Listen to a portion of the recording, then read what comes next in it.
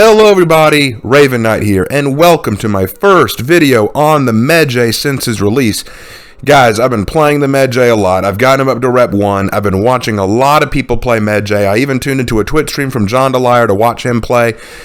It's been amazing. Everything's been coming up Medjay lately, and lots of people have been making content on the character.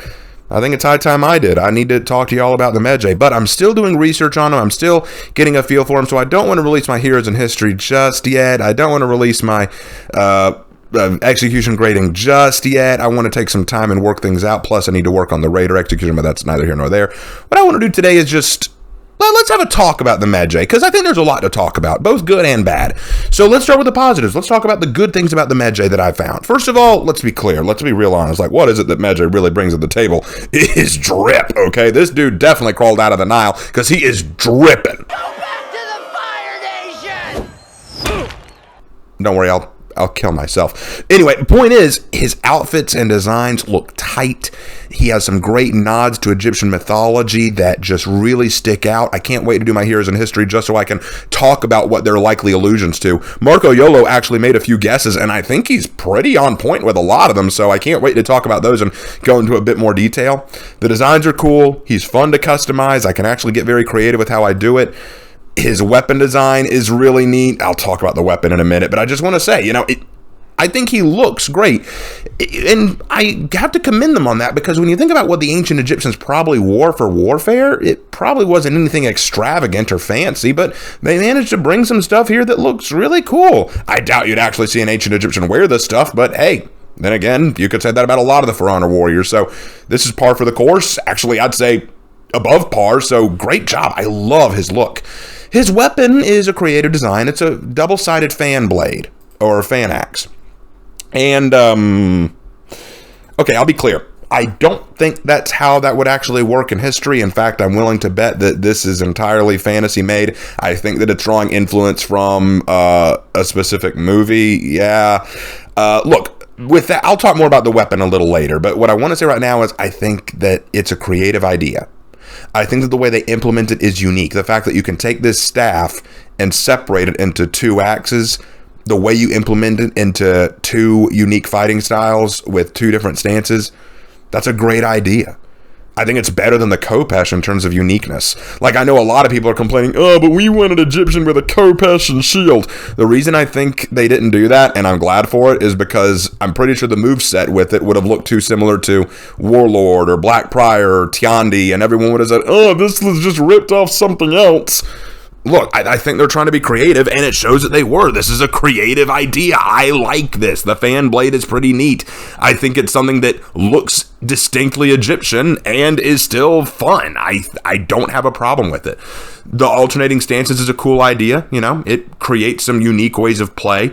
One way with the staff is slower but has a lot of hyper armor to deal with ganking and multiple players at once, but you can very easily switch into a dual axe style, which is more direct for one-on-one confrontations with an unblockable quality. You got a few bashes involved in there. It's basic, but it's got all the things you really need. The only thing I think it's missing is I don't think it has an undodgeable, but I don't think he really needs one.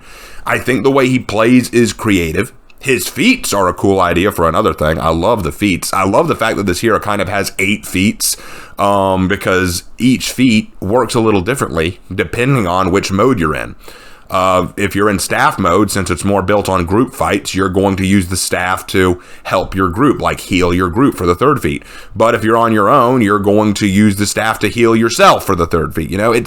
It creates multiple ways of using the feats and encourages creativity in the play instead of just button mashing. Although we will get to that. The lore is unique, and it opens a few doors. We'll talk more about the lore in a second.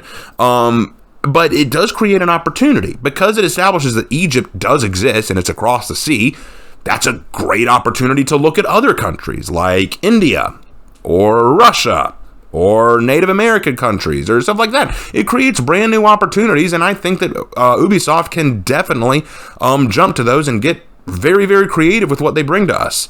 And, okay, I'll be honest. Okay, I'm not the best person to quote on this because, as I've said many times, I'm not an expert in battle mechanics for the game. I just think about it in terms of realistic battlefield potential. But I think he's pretty balanced for the most part. I don't think he's overpowered. There's nothing egregious there, at least. I think he does just fine with what he's got, and I like what he has going for him. So I don't think he's overpowered. I think that he's going to be a little tough to deal with at first, but I don't think he's anywhere terrible. So that's my feel on Medjay. I think he's fantastic. I think there's a lot of greatness to him, and I love what Ubisoft did in bringing him to the table. He's very different than what I was expecting with an Egyptian hero. Let's face it, when the season started, we knew Egypt was on the way. We knew an Egyptian hero was coming, but this one was very different than anything I was expecting, so I really liked this. But is he perfect? No, there are a few negatives we do need to look at. The first one, okay, I'll bring this up. It's not a big thing, but it is something that was brought up. Slanderous made a video recently about how if you look at the skin color options for Medjay, he's the first hero who, regardless of what shade he is, he's black and everything. So he is the first black hero, that's only black. And I made a video in the past talking about how I knew this would happen if they added a African hero or faction. I see a major problem that would be difficult to overcome. The politically correct response to it all. Now, I don't want to get political on this channel because that'll be its death sentence, but I feel it necessary to voice my primary concern with adding an African faction. Firstly, all heroes so far in For Honor can change skin color. I've seen more black-skinned Shaolin than I have white, actually. So will the new African warriors have that option too? Will we be able to make our African warriors light-skinned? I'm not going to lie, that'd be pretty freaky to see a white Zulu running around. And if they can't change their skin color, if they're stuck in that skin color, does that mean we'll no longer be able to change the other characters? I mean, I wouldn't necessarily care about this, it's not a big deal to me, but the community might, and their reaction would be tricky. I do think African Warriors would be really cool to add to For Honor if we can negotiate those major issues. I personally don't care about them, and I think that if you brought in certain weapons and styles and bring in different African cultures and subgroups, I think that it would be a very unique, diverse, and fun addition to For Honor, but that is a major problem, the backlash that could come from it. I can't speak for the entire community, and if the community has proven anything, it's that it can take a relative non-issue and overblow it to the point that they claim the game is dead. Oh, we're only getting 2 heroes this year? Game's dead. Oh, they're only releasing emotes this week? Game's dead. Oh, no new Centurion rework yet? Game's dead. Oh, they released an African faction but don't let us change skin colors and their assassin is too OP while their heavy is weak as shit. Game's dead. And possibly racist. Y'all kind of see what I mean? Look, here's the thing. I personally don't care. It doesn't really bother me that much because, he looks cool as he is. But I would be remiss if I didn't point out the inconsistency here. Now, I don't think it's racist. I don't think it's malicious in any intent. I don't think Ubisoft was doing this with the intent of we're going to stick it to one racial group over another. I think it's just this was a design choice for historical accuracy reasons. And all I can say is, great, but then why can't we have that for the other characters? That's all. It's not a big deal. I'm not going to waste a lot of time over it. I don't think that it's worth wasting brain cells over. The next problem that I see is with the weapon. Okay, I'll talk more about this in Heroes in History, but I do see it as a little impractical. While it is cool in the game, it reminds me a lot of Shinobi's Kusarigama. A unique concept for the game, but if you actually use this in a real war, it's not going to work for you very well. Like, for example, you notice that he can detach and reattach the different sides of the staff very easily. How come they don't pop off accidentally mid-fight? Like if you watch him doing a finishing overhead heavy, he grabs one end of the pole and swings it down. How come the top part that he's swinging down doesn't pop off accidentally? Like what holds it in place? I don't know. They're not very clear on that. And I know game mechanics, but the battlefield historian in me kind of looks at that and scratches my head. I don't think this is a weapon you'd want to use in actual warfare. Did the weapon exist? It's possible that it existed, probably not like this, and I don't think you could detach it like they do in the game. I think it was probably more of a polearm used for probably police forces or probably for controlling rioters or hurting people. I don't think this is something you'd bring to a battlefield. But again, we'll talk more about that in Heroes in History. Let's talk about the 2 real problems with Medjay, like the ones that I actually have to cringe a little at. So the first one is the lore. The overview, it's... Okay, so here's the thing about the lore. People often say no one cares about For Honor lore, but I do, and there are people who do, and I think that it's important that when we create lore and stories around these characters, we need to remember that they need to stay human, and I think the problem here is Ubisoft forgot to make Medjay human. Here, in the overview on the Wikipedia, it says, quote, "With the path to Heathmore now open to them, the Medjay see a new land in dire need of guardianship. Driven by integrity and honor, these warriors have a strong moral compass that never points towards corruption and dishonesty. They are willing to sacrifice everything to enforce what they believe is right, no matter where they are or who they choose to fight for," end quote. Okay, so they have a strong moral compass that never points towards corruption and dishonesty. Okay. Oh, all right, so they're never going to make the wrong choice. They're never going to do anything for personal gain or for greedy intentions. They remind me a lot of Griffin, being a goody two-shoes, or Warmonger being a savage, bloodthirsty tyrant. Why are the Medjay being made out to be morally righteous and never corrupt or dishonest?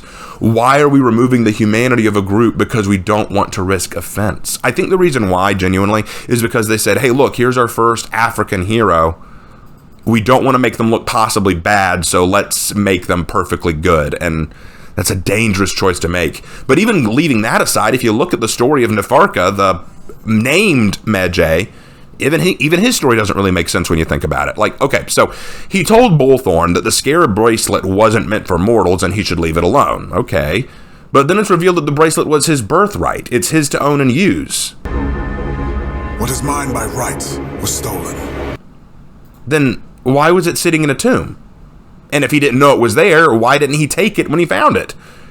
If the argument is, oh, well, he's the Pharaoh, and the Egyptians believed Pharaoh to be divine, so he didn't see himself as mortal, so he knew that one day he could take the bracelet. Well, why didn't he just take it for himself then, or wait for Bullthorn to leave and take it? When he saw the Scarab bracelet, I foolishly told him what it was. I believed he would heed my warning. The relic's awesome power was not meant for us mortals. It was to remain buried, undisturbed, forgotten. What is mine by right was stolen. The relic's awesome power was not meant for us mortals. What is mine by right was stolen. Okay, but then Bullthorn takes it, and then he goes to Heathmore to save Heathmore and reclaim his birthright by taking the Scarab bracelet back. Okay, he does that. Why doesn't he go back to Egypt? Why does he keep fighting in Heathmore? Because the people are in need of guidance? I feel like they said, I feel like what they said was, we have brand new black characters, let's not make them flawed. I think here's the better way I would have done it, Ubisoft. Here's the better way.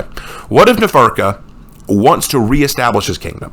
What if he showed up in Heathmore to get his bracelet back, and then he realized, hey, there's opportunity here. I'm the next line in the pharaohs. I now have my birthright. I should reestablish the kingdom of Egypt. But I can't do it in that Ruckhouse desert that I came from. Let's do it here, where the land is fresh, the land is open for conquer. I just need to crush all these stupid faction leaders who don't know what they're doing. I'll crush them all, dig them under my heel, and then take over with the power of my divine right and the Scarab bracelet that I now just took back. I will take over Heathmore and reestablish the kingdom of Egypt. And sure, he could see himself doing it for the right reasons, like I'm doing it for the good of my people, I'm doing it for the sake of my ancestors, I'm doing it because there's no other way. There are lots of reasons he could justify, but make it that it's something where he's not just the morally righteous one. What if it was for personal reasons? Or what if, after Nefarka comes and gets the bracelet, he decides to go back to Egypt with it, but some of his Medjay say, hey, this is a pretty cool place, let's settle here. And so they start picking people to side with, be it Astria, or Griffin, or the Kyoshin, or the Iron Legion, or the Valkenheim Vikings, or something like that. Like, maybe these guys are individuals who may look at things and see things differently because that's what humans do. Maybe not all of them have a perfectly straightforward moral compass, But, again, that's not the only problem. There's one more big problem, and it's probably my biggest problem with Medjay. I think everything else could be forgiven if this wasn't here, but here it is. I feel like he is stale or bland as a character. His moveset is fine. There's nothing really wrong with it, but it doesn't stand out in any way. Like, as much as you may hate Pirate, at least Pirate had something of a unique moveset to go with, the way that she could use her feats mid-chain, the way that she could influence her gun. Like, she had a uniqueness to her. I feel like with Medjay's moveset, because each stance kind of uses the same mechanics. I mean, even Highlander had access to different mechanics depending on what stance he was in. If he's in offensive stance, he gains access to a kick, which guarantees an unblockable heavy, and he also gains access to his grab, which can help him get a free heavy in as well. So he had a lot to his moveset even when he was switching stances, but here, it's the same moveset with just different properties, and I think people will get tired of that eventually. I think I could forgive all this if it wasn't for the fact that Medjay doesn't have much personality to begin with. Like, okay, think about it like this. Even Pirate kind of had a personality to her. She was kind of the who gives a shit personality. Like notice when she fires her first gun, she kind of looks away like, do I really have to be bothered with this? Almost like this is all a waste of time to her. She's uninterested in faction wars. She's relaxed in most circumstances, not all that interested in fighting, more just getting her way. She's just kind of the who gives a shit kind of character. But Medjay himself brings very little. He presents himself as something of a savior, I guess, but how is that different from someone like Griffin? Heck, even Griffin has more personality. At least it's established he's seeking redemption. The Warmongers are seeking control and the continuation of Apollyon's legacy. Gladiator's a show-off who's boisterous and loud. Warden is a staunch and pious warrior with a great deal of respect. Kensei has a superiority complex. Shinobi is a weeb who dances around a lot. Shaolin is kind of cocky with a monkey motif. Zhang Jun presents as a wise old grandpa. Black Prior is darkness. Jormungandr is kind of this crazy zealot. Shaman is just crazy. What on earth does Medjay present as? The token black friend, I guess? The savior complex, I guess? Look, I think what I'm saying here is, while I love Medjay, and I think there's a lot great to like about him, from his drip, to his abilities, to his feats, to his weapon, there's a lot cool there. I can even overlook the stuff about his weapon being a little impractical, or the skin color debacle that really isn't a big deal. All of that is fine, but the big problem I have with Medjay, like the one thing that really hits me hard, is he doesn't stand out. He doesn't have much of a personality. Most of the characters, if not all of them, For Honor, have something of a personality that you can recognize in their emotes, their executions, their fighting styles, their phrases, what they say to each other. It's great to have characters who stand out and really stand out from the pack. Even if I don't play the character a lot, I recognize them for their play style, their personality, how they represent themselves. With Medjay, I don't see it as much. He doesn't really present much of a personality that I can recall. And I think that's going to hurt him in the long run. I think a lot of people are going to play him right now because he's new and creative and fun and they want to get that drip. But as time goes on, that personality isn't going to be able to keep them. And their moveset isn't creative enough that it's going to make them want to stay. I think eventually, I'd probably give it a month or two. Like, let him stay a while, but after a month or two, I think we're going to see a lot of Medjay start to fade a bit, because I don't think he has a personality that's really going to make him stand out all that much. I'm not saying he's bad. I love Medjay. I'm glad that he's here, and he's definitely better than what I was expecting. But I think the big problem he faces is that he's a little stale. He needs a personality to help him stand out. He needs to be a character. Not a morally straightforward, flawless character, like I dare not say Gary Stu, but that might be close to what he becomes. I don't want a perfect, flawless character. I want a character with flaws who stands out and tries to overcome them to make himself better. A character who came to Heathmore in search of personal strength, a personal goal, maybe to achieve something greater. Or maybe they came there for a righteous reason but found something greater along the way. Or maybe they came with greedy reasons and found righteousness along the way. There are so many ways you could make this character fun, unique, powerful, creative, a character you want to follow. I don't see it. But there's still time. The season's not over, and we've got a whole other season coming before we get to the next hero. So there are plenty of opportunities for Medjay to be built up more and revitalized. But these are just my early thoughts about him. So, in conclusion, awesome character. Glad he's here. Can't wait to keep playing him and seeing what they do with him. What I really want to see them do, though, is upgrade his personality, upgrade him as a character, make him stand out. I want to remember Medjay. I want to love Medjay through his entire existence and not grow tired of him after a while. I think that's all I really have to say. I hope you guys enjoyed this video. If you want to see me play more Medjay, I'll be doing a stream or a couple of streams in the future talking about Medjay, and I really can't wait to keep playing this character and seeing what more For Honor has to give in terms of this season. Until next time, guys, I will see you in my next video. Take care.